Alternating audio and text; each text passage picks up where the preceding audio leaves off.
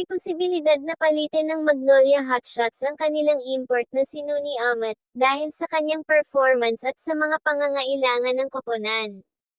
Ayon sa mga ulat, si Nuni Amat ay kinuha bilang kapalit ni Terrell Brown Source bago ang PBA Commissioner's Cup. Maaaring palitan ng Magnolia Hotshots si Nuni Amat dahil sa ilang kadahilanan tulad ng hindi nila nagugustuhan ang performance nito sa court, at taliwas ito sa gusto nilang mangyari, hindi pagkakasundo sa coaching staff o team chemistry, hindi nila inaasahang performance niya sa court. Hindi ko alam ang mga detalye, pero siguro dahil hindi siya nakapagbigay ng inaasahang kontribusyon sa team. Pero, ayon sa mga ulat, mukhang papalitan nga nila si Nuni Amat at si Marcus Bolden ang posibleng bagong import ng Magnolia Hotshots, kapalit ni Nuni Amat. Marcus Bolden ay isang center na may karanasan sa NBA G League at iba't ibang liga sa ibang bansa. Siya ay may taas na 6'10" at may kakayahan sa pag-rebound at pag-block ng shot. Ang Magnolia Hotshots ay inaasahang makakuha ng malaking tulong mula kay Marcus Bolden, ang bagong import na pumalit kay Nuni Amat. Bilang isang center, inaasahan sa kanya na magbibigay ng lakas sa loob ng paint area, mag-rebound, at mag-block ng mga tira.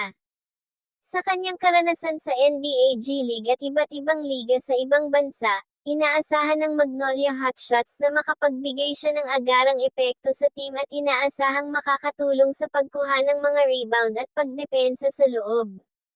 Si Marcus Bolden ay may kakayahan din sa pag-scoring at pagpasa, na nagbibigay sa kanya ng versatility sa court.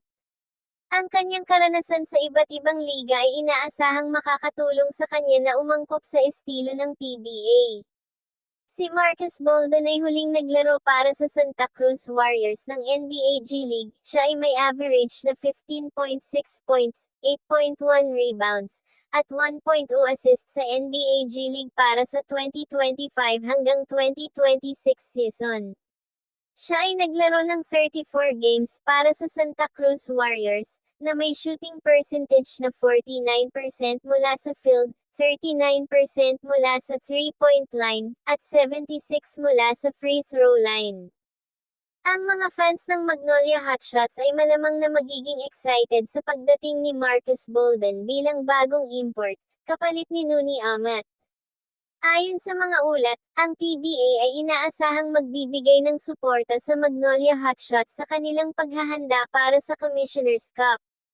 Ang liga ay kilala sa pagbibigay ng mga oportunidad sa mga lokal at dayuhang manlalaro na magpakita ng kanilang galing.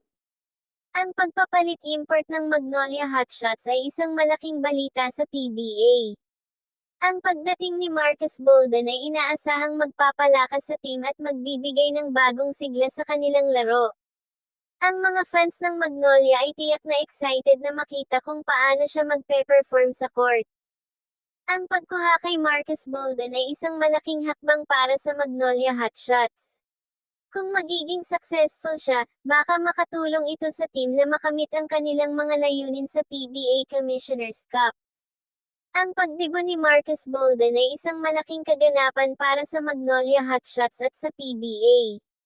Kung fan ka ng team o ng liga, siguradong hindi mo dapat palagpasin ito. At yan ang ating topic para sa bidyong ito. Kung may opinion kayo tungkol sa ating topic, komento nyo lang sa ibaba ng ating video para mapag-usapan natin yan.